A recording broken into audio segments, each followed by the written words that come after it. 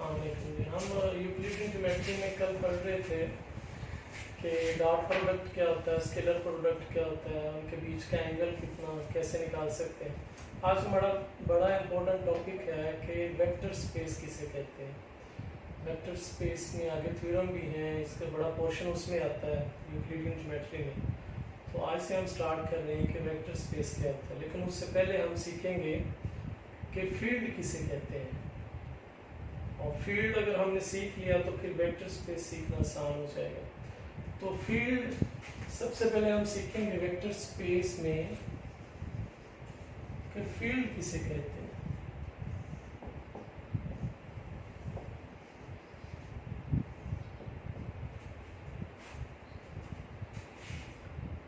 A non-empty set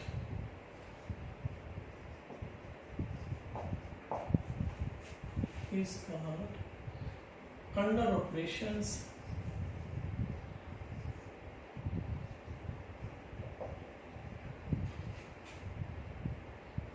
addition and multiplication is called non-empty set को आप f का नाम चले मेरे non-empty set f under operations plus and dot is called field if number one। कुछ properties हैं, अगर वो सेट जो है वो अगर सेटिस्फाई कर दे तो उसी सेट को ही हम फील्ड कहते हैं। नंबर वन वो है कि सेट के लिए जरूरी है कि वो विद रिस्पेक्ट टू एडिशन जो है वो अबेलियन ग्रुप। अब ये पता होना चाहिए अबेलियन ग्रुप क्या होता है विद रिस्पेक्ट टू एडिशन। और वो दूसरा ये है कि विद रिस्पेक्ट टू मल्टीप्लिकेशन, अगर मैं यहाँ पे अगर जीरो लिख दूँ तो उसका मतलब मैं समझाता हूँ कि पहले तो एफ लिखा था, फिर आप नीचे जीरो भी डाल दें कि विद रिस्पेक्ट टू मल्टीप्लिकेशन वो भी अबेलियन ग्रुप हो।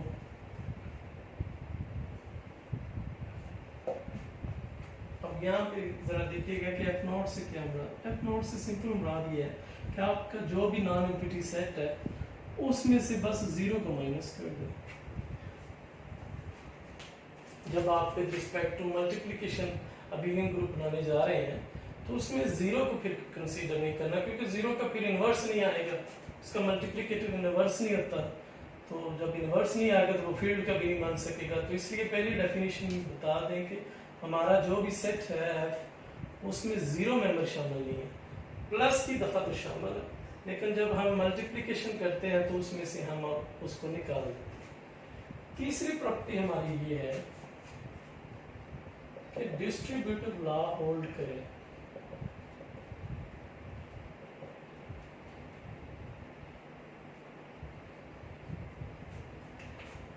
तीन प्रॉपर्टीज जो है, हालांकि पांच ये प्रॉपर्टीज हैं, पांच ये 10 है और एक ये 11 प्रॉपर्टी। 11 प्रॉपर्टीज को अगर सेटिस्फाई कर दे कोई सेट तो फिर हम कहते हैं कि वो फील्ड है।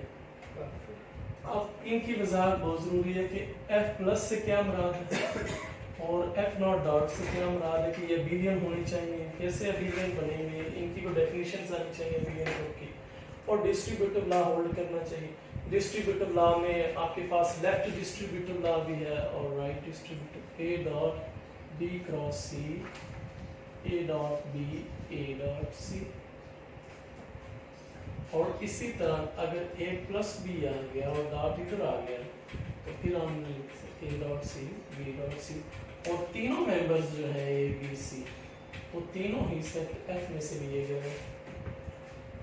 और अगर ये प्रॉपर्टीज हमारी सेटिस्फाई हो जाती हैं 1 2 3 यानी 5 ये प्रॉपर्टीज होती हैं, 5 ये और एक ये, तो 11 प्रॉपर्टीज अगर सेटिस्फाई हो जाए तो फिर हम कहते हैं फील्ड है। अब हम ये सीखते हैं कि एफ प्लस अबेलियन ग्रुप इससे क्या मुराद है और इससे क्या मुराद है, इसको डिटेल में डेफिनेशन।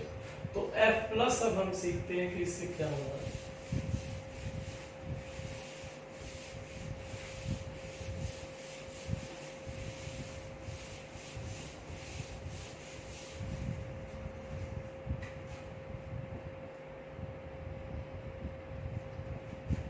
is an abelian. पहले हमने यही प्रॉपर्टी लिखी थी। आप इसका मतलब समझते हैं कि इसका मतलब क्या है। नंबर 1, हमारे पास कोई भी ग्रुप बनाने के लिए या बिलियन ग्रुप बनाने के लिए नंबर 1 प्रॉपर्टी ये होती है कि वो क्लोज्ड हो। क्लोज का मतलब ये है कि अगर आपके दो members A B, let's suppose वो है फील्ड एफ में से, वेक्टर एफ में से, जो आपने सेट लिया वो एफ में से है, तो उनका प्लस जो है वो भी एफ में से हो, क्योंकि हम प्लस की बात कर रहे हैं तो इसलिए उनका जो प्लस है वो भी आपका जो नॉन एम्प्टी सेट है उसमें से आना चाहिए। नंबर 2 होती है एसोसिएटिव प्रॉपर्टी।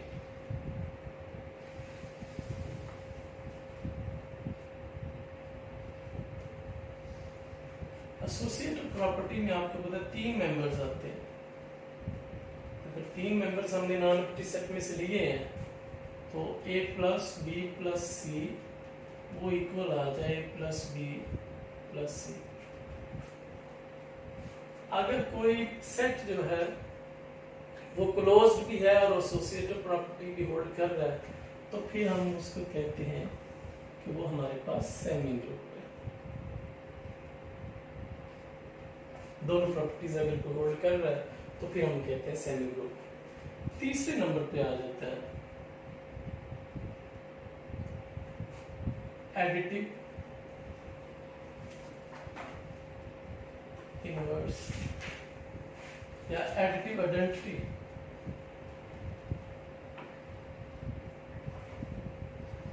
हमारे पास एडिटिव आइडेंटिटी 0 होता है, 0 belong to f, then a plus 0 and 0 plus a। a का लिंक किससे है? आपके नॉन एम्प्टी सेट f से। अगर ये प्रॉपर्टी होल्ड कर जाती है तो इसको हम कहते हैं एडिटिव प्रॉपर्टी या आइडेंटिटी प्रॉपर्टी, एडिटिव आइडेंटिटी है। और अगर हमारे पास ये तीनों सेटिस्फाई कोई सेट कर दे, यानी वो क्लोज भी है, एसोसिएटिव भी है, आइडेंटिटी भी है, इसमें एग्जिस्ट करती है एडिटिव, तो फिर हम उसको कहते हैं मोनोड ग्रुप है, मोनोड। अब फिर हमारे पास आ गई प्रॉपर्टी नंबर 4 पे एडिटिव इनवर्स।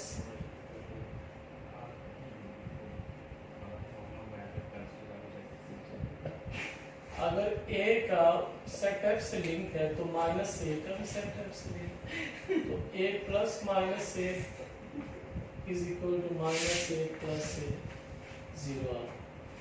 और अगर वो 3 प्रॉपर्टी ग्रुप थे, चौथी प्रॉपर्टी भी कोई सेट f रख रहा है तो फिर हम उसको कहते हैं कि वो हमारे पास ग्रुप कोड है, यानी एक ग्रुप बन गया। 5वीं प्रॉपर्टी हमारे पास है कॉम्यूटेटिव ग्रुप।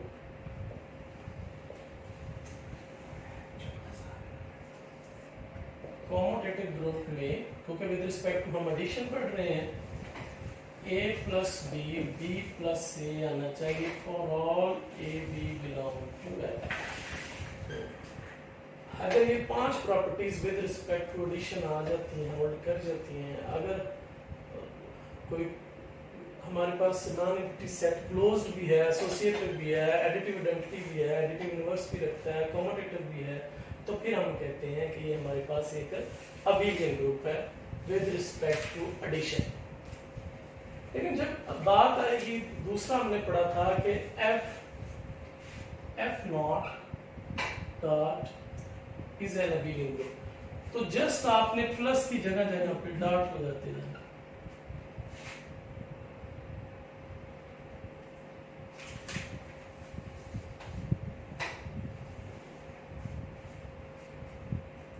और आपको पता है कि मल्टीप्लिकेशन जब वो की बात कर रहे होते हैं तो एडिटिव आइडेंटिटी जो होती है वो आपकी वो 1 होती है, मल्टीप्लिकेटिव आइडेंटिटी 1 होती है।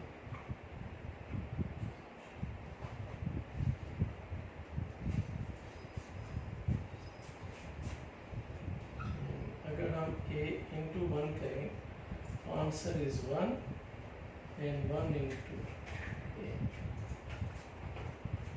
बाकी वो वैसी सेंस। और इसी तरह उसमें माइनस a है तो उसमें मल्टीप्लिकेटिव इनवर्स में आपका ए इनवर्स आ जाएगा।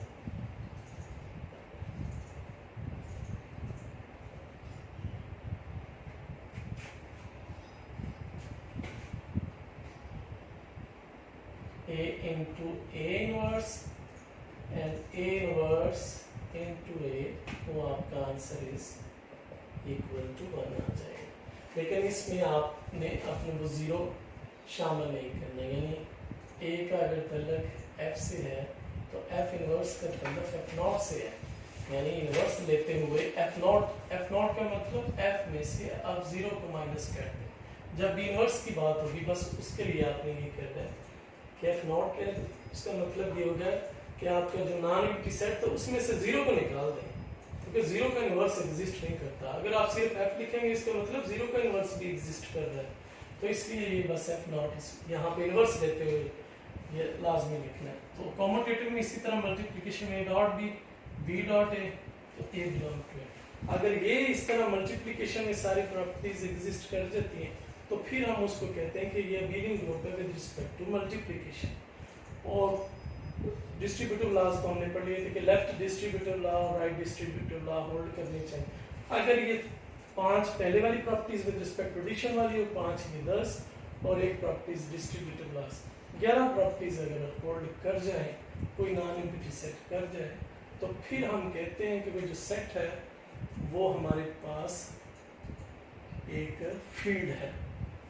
फील्ड बनाने के लिए 11 प्रॉपर्टीज को होल्ड करवाना पड़ेगा।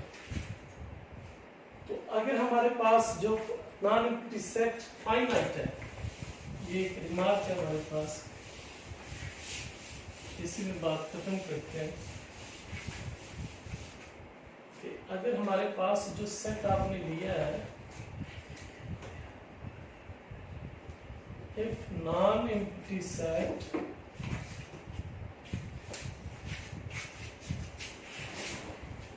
if F is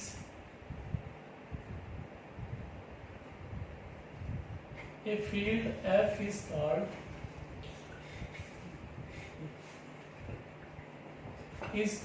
finite if it has finite number of elements। अगर number of elements set F में फाइनाइट है तो ऐसी फील्ड को हम फाइनाइट फील्ड कहेंगे। Field F is called finite. Field कोई भी फाइनाइट कब कहलाएगी? जब उसके नंबर की तादाद जो है वो फाइनाइट हो। तो इसी पे हम लेक्चर खत्म करते हैं, बाकी इंशाल्लाह